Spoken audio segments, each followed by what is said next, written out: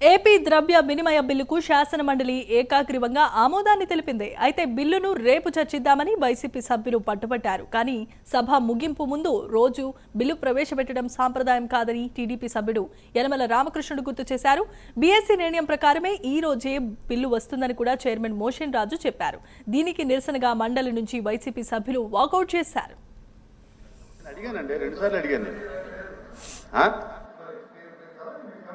నేను 2 సార్లు అడిగాను.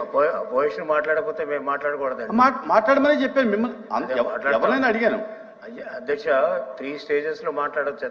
బిల్లు ఇంట్రొడక్షన్ స్టేజ్ లో కూడా మాట్లాడొచ్చు. అది కాదు, కన్సిడరేషన్ స్టేజ్ లో మాట్లాడతాం, పాసింగ్ స్టేజ్ లో కూడా మాట్లాడతాం. అధ్యక్ష అంటే మనీ బిల్ అంటే కౌన్సిల్ లో మనీ బిల్ కి డిస్కషన్ లేదనేది మీరు పాసింగ్ స్టేజ్ కి వచ్చేసారు అంటే. ఇంకో బిల్లు ఉందండి, ఇంకో బిల్లు అందులో మాట్లాడండి. ఇంకో బిల్లు ఏంటి? ఇందులో 2 appropriation bills, supplementary bill appropriation bill 2 ఒకటే అధ్యక్ష. సప్లిమెంటరీ గ్రాంట్స్ అంటే ఈ సంవత్సరంలో ఎక్స్ట్రాస్ ఏం ఖర్చు పెట్టారో అవి పెడతారు అధ్యక్ష. అప్రోప్రియేషన్ బిల్ అంటే టు బి ఎక్స్పెండెడ్ ఏమో. Supplementary bill supplementary already expenditure over అధ్యక్ష. అదేదో ఇన్ఫర్మేషన్ చేసి తీసుకుంటారు, ఓటు తీసుకుంటారు అంతే తప్ప అది దానికి మాట్లాడేది ఏముండదు అధ్యక్ష. కానీ అప్రోప్రియేషన్ బిల్లు మీద ఏం చేత ఇందాక ఎల్ఓపి గారు చెప్తున్నారు, అక్కడ అసెంబ్లీలో డిమాండ్స్ అన్ని కూడా ఓటింగ్కి వెళ్ళాయి అధ్యక్ష. డిమాండ్స్ అక్కడ ఏదైనా చేంజ్ ఉంటే అక్కడే చేంజ్ ఉంటుంది అధ్యక్ష.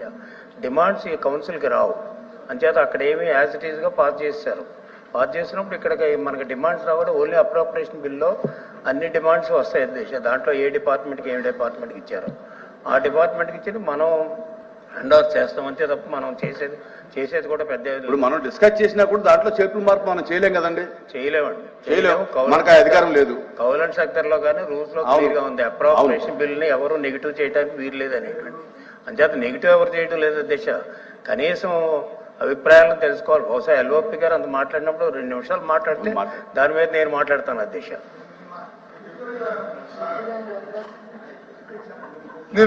నేను మొదటైతే ఆ విషయాన్ని సభలో క్లియర్ గా అడిగారు, ఎవరన్నా క్లారిఫై అడుగుతారా అని. ఏం చెప్పారు? మాట్లాడలేదు, మీరు మాట్లాడుకోకుండా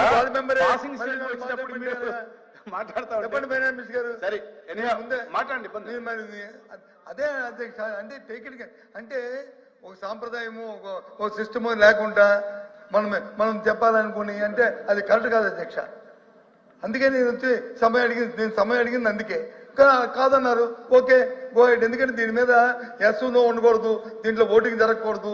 ఇది వన్స్ అయిపోయిన తర్వాత రామకృష్ణ గారు చెప్పిన దానికి 100% నేను అంగీకరిస్తున్నాను. అది చట్టం, అది దాని ప్రకారం జరగాలి. దాని మీద మళ్ళీ కాంట్రవర్సీ ఎందుకు?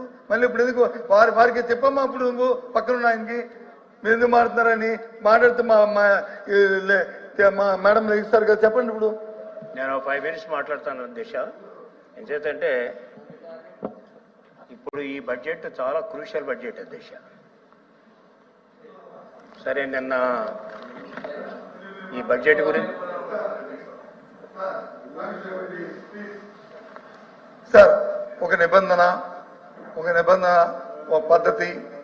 టికెట్ గ్రాంట్ గా సభను తీసుకున్నప్పుడు మీరు ప్రొసీడింగ్స్ చదువుతుండగా కూడా మధ్యలో మళ్ళీ మెంబర్లు వేసి మాట్లాడుతున్నప్పుడు దాన్ని వచ్చి అధికారంలో ఉన్న నాయకులు కానప్పుడు దీన్ని ఇంత రెస్పాన్సిబుల్ గా మా పట్ల చూస్తుంది. దానికి నిరసనగా మేము వచ్చి బయటకు వెళ్తామో చేస్తాం. మీరు మాట్లాడుకోండి, ఏం చేస్తారో చేసుకోండి, ఏం పడతారో పడండి అధ్యక్ష. మాకు సంబంధం లేదు. దయచేసి మాకు సప్పట్ల గౌరవం ఉంది, ప్రభుత్వం పట్ల గౌరవం ఉంది, సప్పట్ల గౌరవం ఉంది. ప్రభుత్వం నడవాలని కోరుకుంటున్నాము, మంచి కార్యక్రమాలు జరగాలని కోరుకుంటున్నాము, పేద ప్రజలకు మంచి జరగాలని కోరుకుంటున్నాము. అందుకే విషయాలు చెప్తున్నాము. మీరే 2 మాటలు మాట్లాడి ప్రొసీడింగ్ చూడండి అధ్యక్ష. ఆ ప్రొసీడింగ్ ప్రకారం డివైడ్ మన డిస్కషన్ వచ్చినప్పుడు దాన్ని మేము పద్ధతి కాదు అధ్యక్ష. కాబట్టి మా గౌరవాన్ని మేము కాపాడుకోవడానికి దయచేసి వెళ్తున్నాం. మీరు సభను మీరు నడుపుకోండి. చైర్మన్ సార్, నేను అడిగానండి, 2 సార్లు అడిగాను నేను.